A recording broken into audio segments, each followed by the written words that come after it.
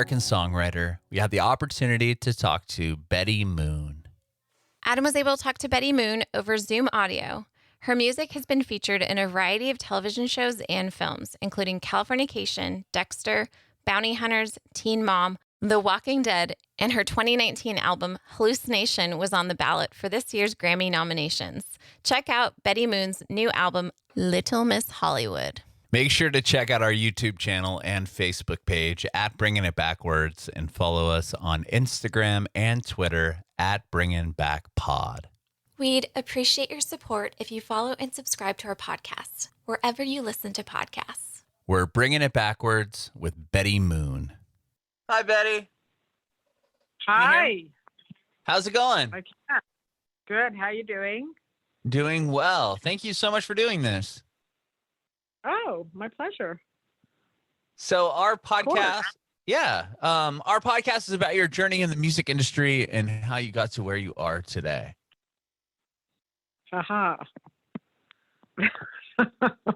Is that cool? Wow. Yes, of course. Right on. So, Betty, tell me about whereabouts did you grow up? I grew up in Toronto, Canada, in the west side of Toronto, neighborhood called High Park. Okay. And how did you get into music? Well, my dad and my brother were both musicians, and it was a lifestyle choice, I think. I guess I was around a lot of musicians, and it just seemed like a natural thing to organically start doing. Sure. Your dad was he was a professional musician. That's what he did. Yeah. Well, he was Wow. also a restaurateur. He owned restaurants, but he played piano and bass.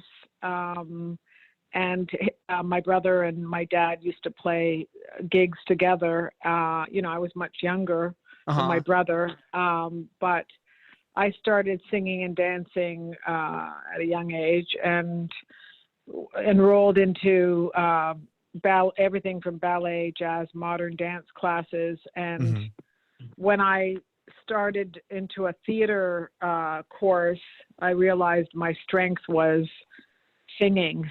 And writing lyrics and writing songs. So I pursued that more wholeheartedly and gave up the musical theater portion of the course.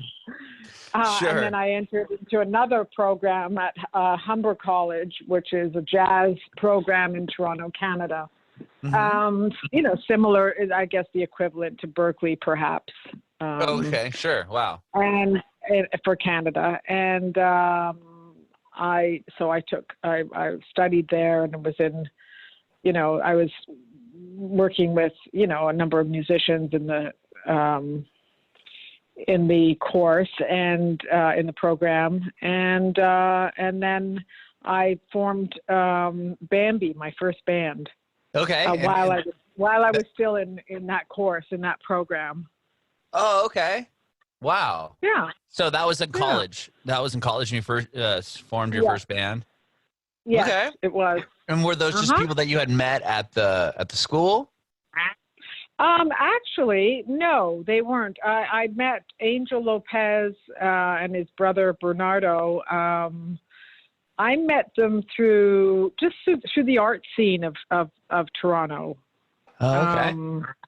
Yeah, Angel was actually enrolled in an art program called at the Ontario College of Art, and he had arrived. He grew up in Mexico City, and I met him, and we just formed a band together.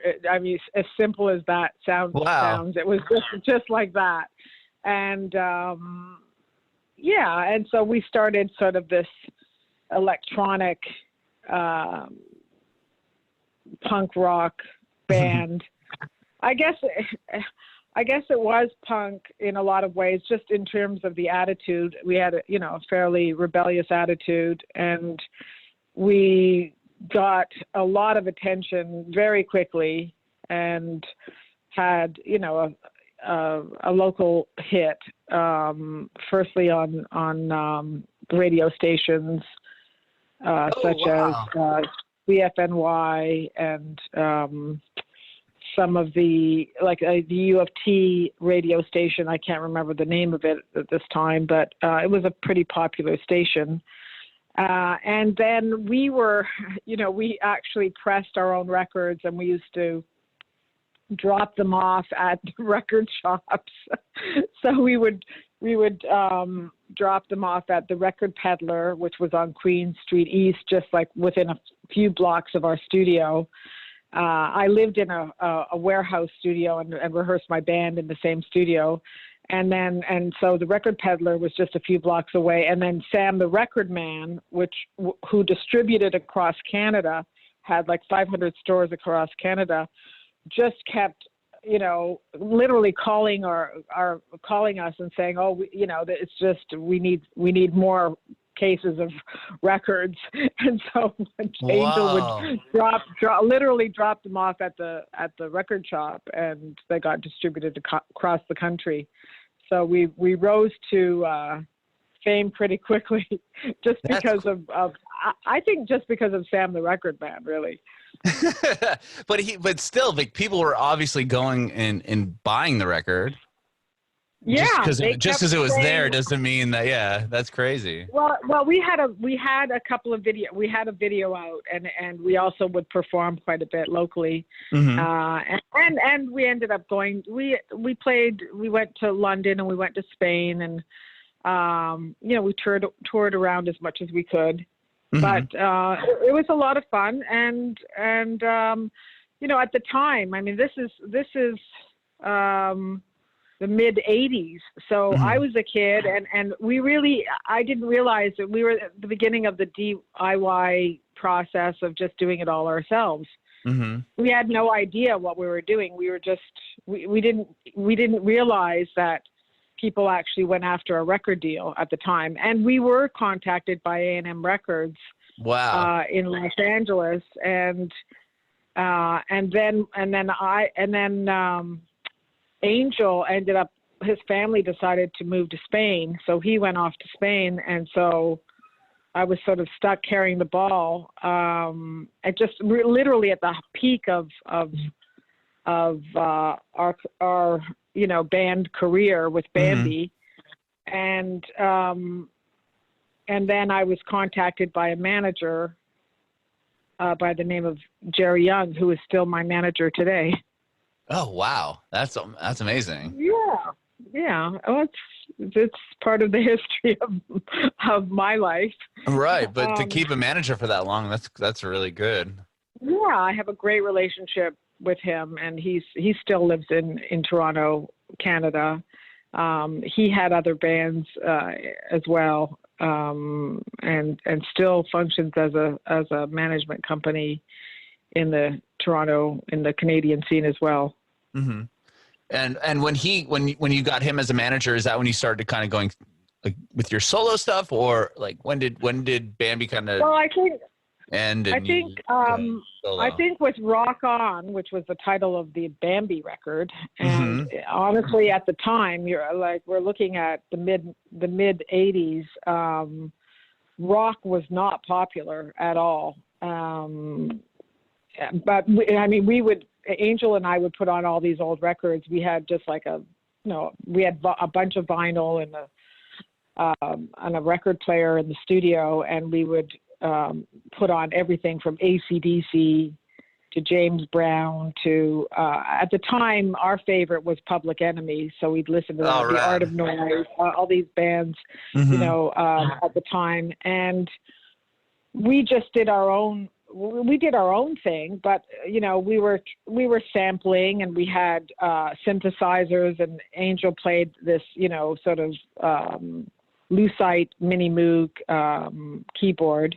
Mm-hmm. And we ended up hiring some other musicians to come into the studio to record with us. One of the musicians, by the name of Bill Sharp, went on to play with some big R&B acts, but he just came into Toronto, and we saw him at a club, and we were like, oh, we've got to get him on bass in the studio. And we were in the middle of recording the album, so he laid down a lot of the bass tracks. Wow, I got my brother to play on the record, and it led to getting the deal with A&M Records. I think just based on how many records I sold on an independent level. I ended up securing a deal with A&M, and at the time, it was like, wow, A&M was the label to be with. It was a big deal. Wow. And was A&M the only label that did you have other labels coming at you as well? At the time, yeah, we did. I would imagine with all those albums being sold. Yeah, I mean, it was interesting because we didn't have a way for people to contact us, really. I mean, it's not like it is today where everybody can go through, your Facebook page or contact you via email. It wasn't like that then. People literally had to contact you by phone, and I remember getting a big European label was interested. Now this is just before I ended up getting a proper manager. My boyfriend was managing me, so he would turn down every offer. He'd say, well, what do you plan? He'd be on the phone going, okay, well, what's the advance? How much are you advancing us? That's all he was interested in. And then, they'd say something like, well, we'd be willing to pay, $50,000. And he'd hang up on them or whatever. It was a ridiculous situation. And then I think Bellaphone Records wanted to secure the album and have an exclusive for Europe. And they offered, $50,000. And he said, well, when you can come up with a better figure, call us back. But they never did. So there they went away. But then A&M came around and we signed a deal. I got a proper manager, which was Jerry Young. I said to Chris, I think I need to work with somebody who is familiar with the industry and knows how to negotiate some deals, and then that's when I signed a deal with Jerry Young. Okay. A handshake. It was by handshake. A handshake deal. Yeah, we never ever signed a contract. I mean, I've never had a contract with them. It's just been years of working together and making decisions on things that have come up. Wow. And was that the record that A&M put out? Was that the first self-titled record? It was. Okay. So that record came out. I had already recorded a lot of those songs and had demoed those songs. And so when I met with A&M and we sat in the boardroom at their offices, I think they immediately said, well, you should probably come up with a new name, seeing as this band isn't really Bambi anymore because Angel has left it and now it's just you. They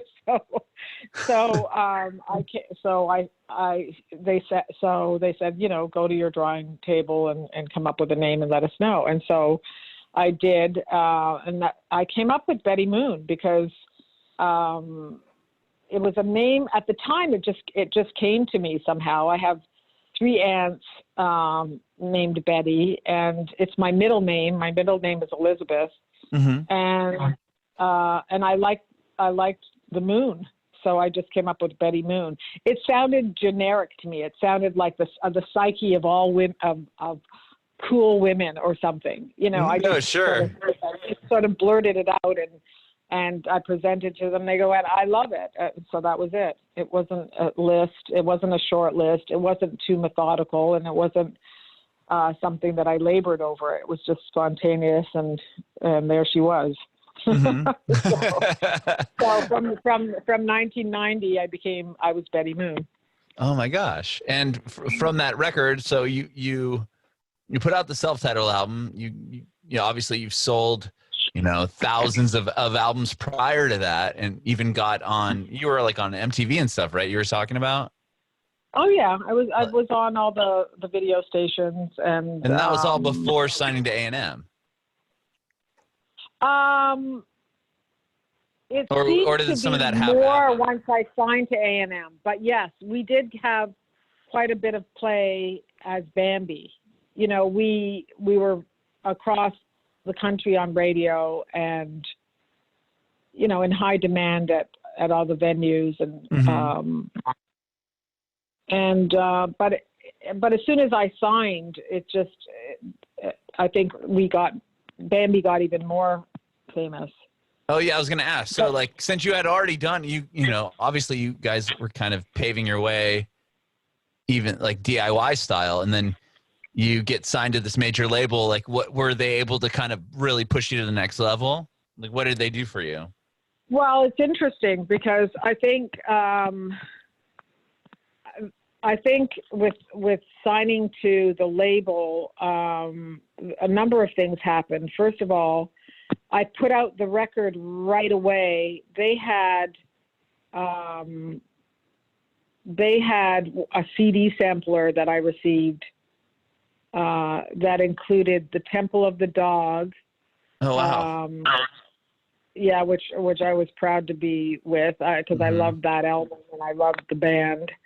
And they had Exclaim, the song More Than Words, which seemed to be, you know, I could not get away from that song. Played everywhere I went, every you know, if I was in a store, it was played everywhere. So I think they were really focusing on the success of that particular song, even more than Temple of the Dog and more than Betty Moon. Wow. But my single One Kiss, both singles One Kiss and I Get High did well on radio, and I think it charted at around number 10 or number 11 on radio. Wow, but that's awesome. That's really good. It was good. But then, you know, within 6 months of my deal, Polygram bought A&M, and they literally dropped all, like, they just kept a few artists and dropped everybody else. And so I was like, I couldn't believe it. I was just like, just as I was building up to releasing the next album, I got a letter just saying that Polygram had bought A&M, and that unfortunately they were downsizing their roster. Sure. Moving in a new direction. Yes, moving in a new direction. But the odd thing was, so I had a big a release party at the Opera House, and there was over 1,000 people there, everybody in the industry, a lot of musicians, a lot of record execs, all the music industry people in Toronto were all at this venue the night that I released my second record. Oh, sorry, no. That was the first record.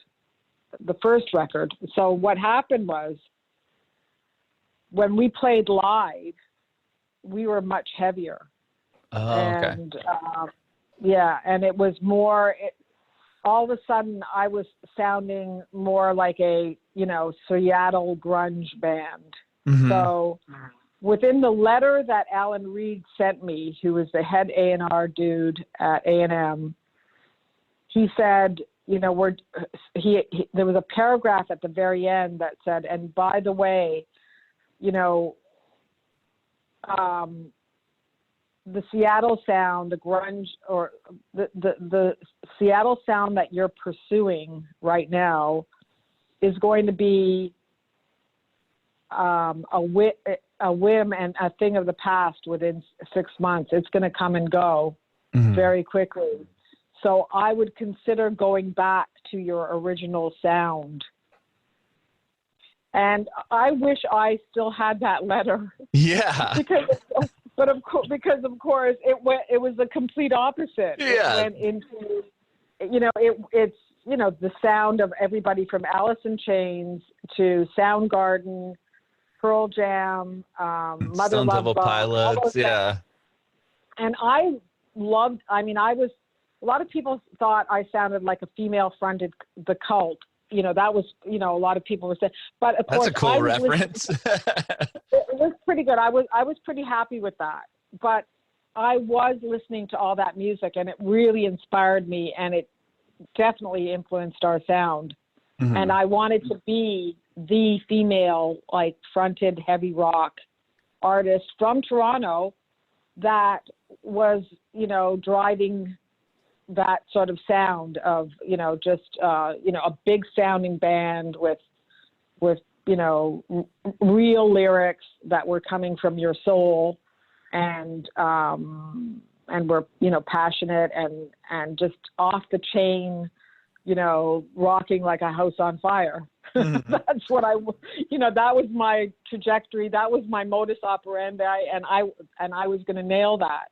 So that happened. I was disappointed, and I started looking for a new deal immediately.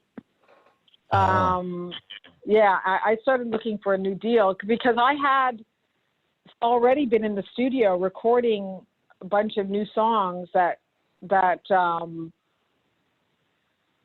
were, much heavier than my self-titled debut album on A&M. Mm-hmm.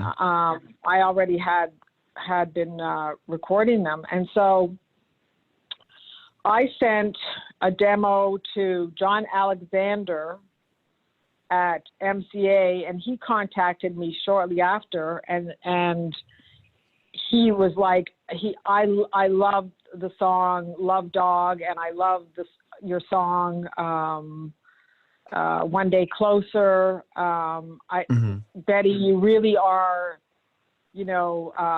touching on a sound that I've never heard from any female artist, and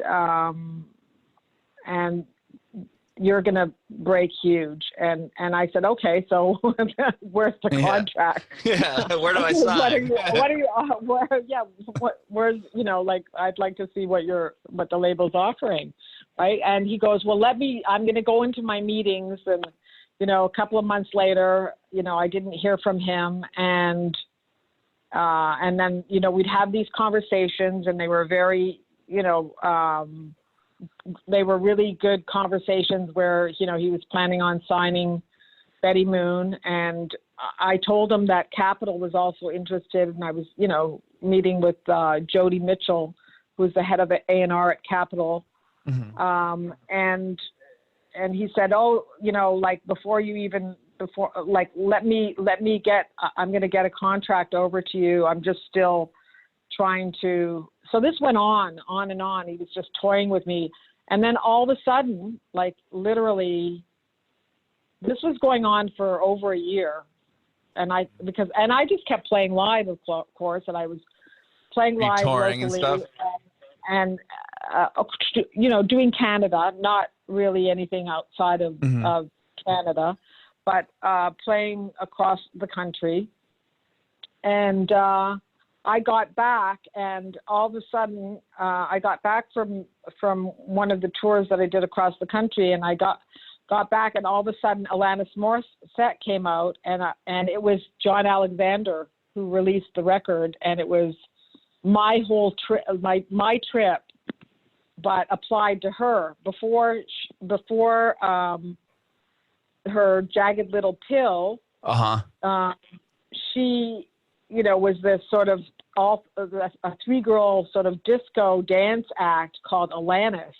Mm-hmm. And it just seemed like he applied my entire sound and style to her. And I have evidence of it because I have, you can see where she was played the Grammys, and it looks exactly like my One Kiss video.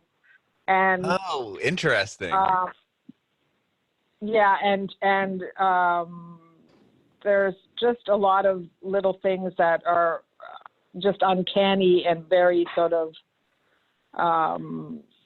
you know, obvious ripoffs of my trip. But, you know, you just deal with it because, you know, I guess imitation is the biggest form of flattery, and you just move on and go, oh, okay, well, I guess he was just, instead of signing me, he applied my sound to an existing artist. Sure. Who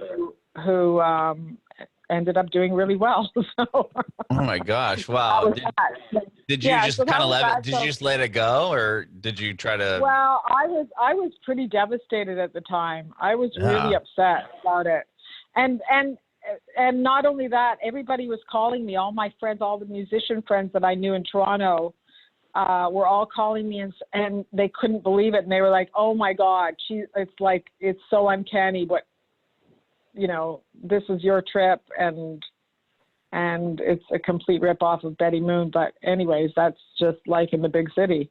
So that happened, and I just continued. And you know, what else do you do, right? I mean, you can't sue, or you can't, you know, contact them and say, hey, or contact him and say, you know what, you're an asshole. I can't believe you toyed around with me for all this time. Right. You were just picking my brain and copying my sound, you know. But anyways, so that happened. I was disappointed. But I just continued. I ended up partnering with at a recording studio, and I continued to do, you know, music and write songs, and I worked hard, and I continued releasing records independently. Mm-hmm. But you eventually re-signed again, right? Or you started your own label. I did. Well, Jerry Young got a deal with Jeff Burns, who had a label. He was connected with CBS and then Sony Music, and so.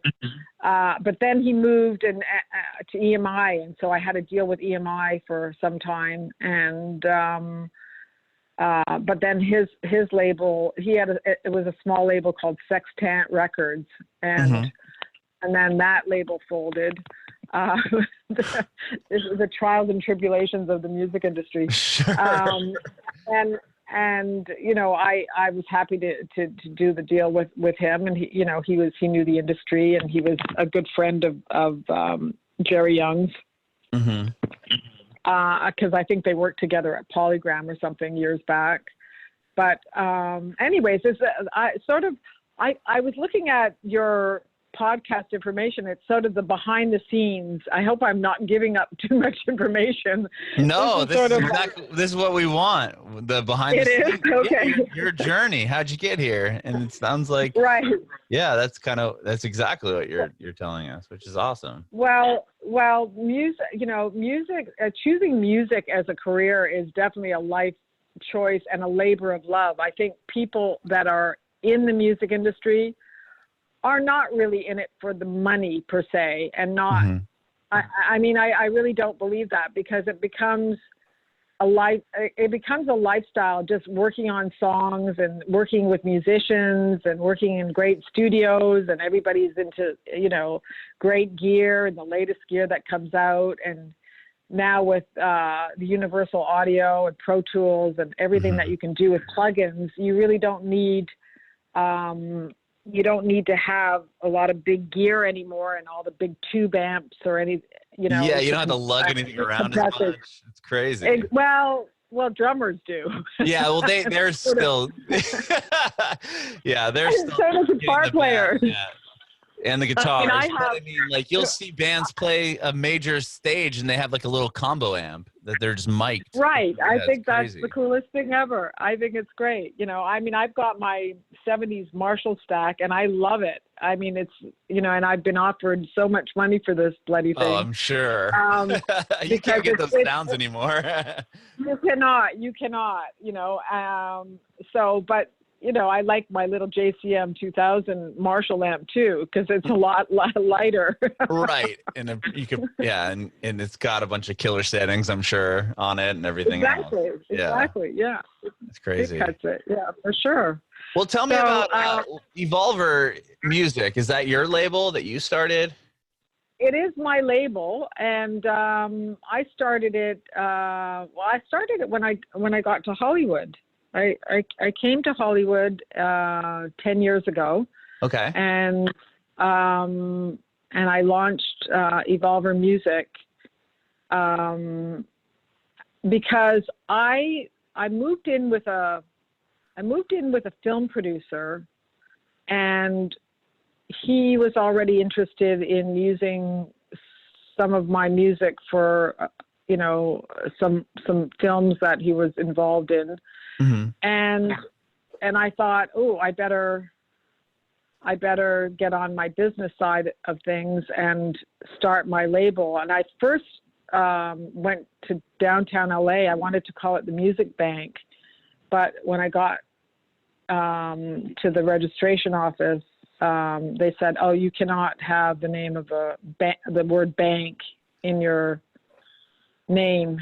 You just can't do that unless you're a bank. Yeah, you don't want to confuse people.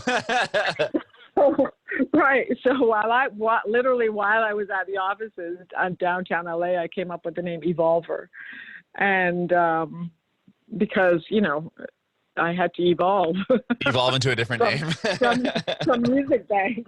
Yeah. So I came up with that name, and I registered it, and I incorporated the company, and then I started trying to place the music in television and film. Mm-hmm. Wow. And I had quite a large catalog already. Plus I had a whole whack of music that I had written that didn't fit anywhere on an album, Mm-hmm. or a Betty Moon release. So I started cataloging everything and realized that I was sitting on, a huge collection of music that I wanted to be able to make use of and place in films, television. And I started doing that under the umbrella of Evolver Music, Inc. Oh, okay. And, so you're doing a lot of sync work?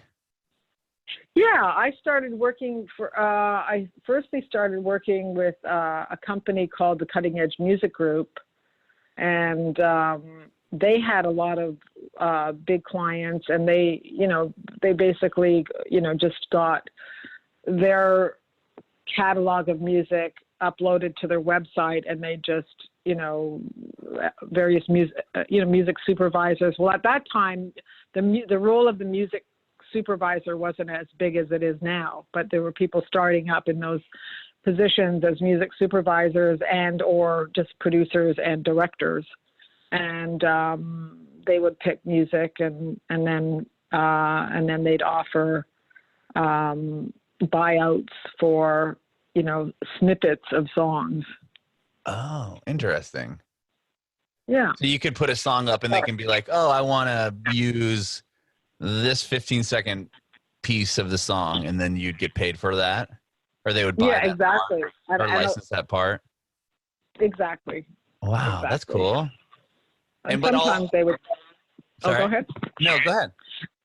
Well, sometimes they would just say, can we get a version of it with vocals and without, just in case we want to reuse it, later on in the film, and so the director would want a version with just an instrumental, mm-hmm. and a version with the vocals. Wow. And they were one of the girls that I was connected with at the company really knew her music. I mean, we had these great conversations of older music, and sometimes they would want a piece of music that sounded like this, or sounded like Al Green, or sounded like somebody. Right. From a different era. Sure. And so then you'd have to go, to your studio and just try to write something and send them ideas, and until there's something stuck with mm-hmm. them, or so they liked it. But that was always, a difficult process, working with another company, and then I veered more off on my own, and hired people to work under the umbrella of Evolver. And then just send out the music directly to even people like editors, you know, because a lot of times an editor will have a piece of, they have a CD, a physical CD or an MP3 from an email, and they listen to it and they liked it. They'll just, you know, they'll be spotting their film and just drop it in there just temporarily. And then it might just click with the scene and work. And then the director will go, no, I like it. Just keep it in there. So, you know, so that happens quite a bit. So sending it to music supervisors, but also editors that are editing film and television, that's always been advantageous. Yeah, and you've also always been releasing records while you're doing that. And then of course, I've tried to release an album a year. That it doesn't always work that way, but pretty close. I've tried. Looking at your discography. Yeah, I've tried to do that, and sometimes I felt like I could have released 2 records a year. But then you work with people and they say, well, you know, like it's just too much because you've got to focus on, you've got to promote your album, and you've got to generate awareness about it, and you've got to release singles and sometimes videos as well. So an album a year is pretty good if you can manage to maintain that kind of momentum every year, then you're good. Sure. Yeah, definitely. And the most recent record you put out, you just put out last month? Yeah. I did. Last month. Yeah. Is that Little Miss Hollywood? Little Miss Hollywood. Yes. All right. Tell me about this record. Well, first of all, it started off as an EP it was Translucent. And okay, I was going to ask about that. Everything I saw said that the record is going to be called Translucent and it was coming out. And I'm like, wait a minute, what happened to that album? Well, I started with Little Miss Hollywood, but everybody that I was working with was like Little Miss Hollywood, you know, and it started as Little Miss Hollywood, but it ended up being Translucent because we went into the COVID period. Oh, sure. We went into COVID-19 and it was like, oh my God. So it was a concise, clear album of songs. And it was just the EP so far. I hadn't finished the entire album, and I was still working on the other songs, and I wanted it to be, you know, methodical. So I held off on the Little Miss Hollywood for the time being because, you know, the whole world was consumed by the virus. The pandemic. And all of a sudden, you know, it has nothing to do with anything, right? Right. But then I think everybody just got adjusted to the new abnormal of wearing a mask, and everybody just got adjusted to it. So it was like back to business as normal, sort of, as abnormal, sort of. And then I just went, oh, fuck it, I'll just release it as Little Miss Hollywood anyways. So I did. Nice. You know, yeah. You know, instead of following the storm, you could just, you know, stay away from it a little bit, be in your own little, you know, dream world, right? So, so I think Little Miss Hollywood was a title. I'm really happy with the name of it. It kind of is about me, but it's about something way bigger than me. You know. Sure, yeah. It's about something way bigger, and it has to do with women, of course, because it's female. And it has to do with the psyche of a certain type of female. And you have to hear the album to understand where I'm coming from with it. But it's playful and it's not negative. you know, there's hopefully a charm to it, and I'm pretty happy with it. What it was in the first song that you released, the single that you were that you put out was Little Miss Hollywood, right? Was the title track? Exactly, the title track, exactly. And yes. what was it? This is the first song on the album. Did you release that because it's just kind of like the starting point of the record, or does it kind of set the tone for the album?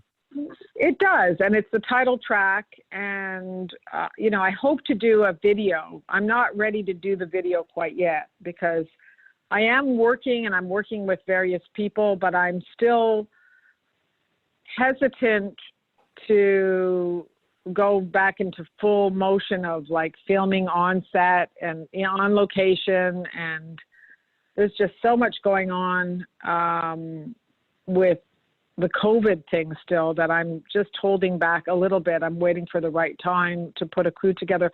Also, my GOP has been in New York for some time working on a film, and he just got back, but he's in quarantine. So I'm tossing around some ideas, and we're just putting together a storyboard and a treatment, and I plan to shoot it at some point, but not right away. Right. It's going to take a little time. For sure. So things aren't quite back to normal. Right. As a matter of fact, you know, you get this news that it's like New York has gone in the right direction, and the case count is really low, and it's in California, in LA, it's the opposite. It's gone in the wrong direction. It's gone the other way. Right. Yeah, we're in California, and I feel like it's just going, like you just said, the opposite. It's becoming worse than it was. Right. So it sounds like it's going to get worse before it gets better. But yeah, unfortunately, you know, we just have to ride the storm. For sure. Yeah. Well, thank you so much, Betty, for chatting with me today. I really appreciate it. Oh, it's been a pleasure. I have one more question. I want to know if you haven't. Yeah, of course. I want to know if you have any advice for aspiring artists. I would say my advice is just to keep on track with their goals as an artist, to stay on track and not get discouraged and misdirected by all the forces that try to misdirect you as an artist. Just, you know, to stay on track and reach your goals, because, you know, life is but a dream.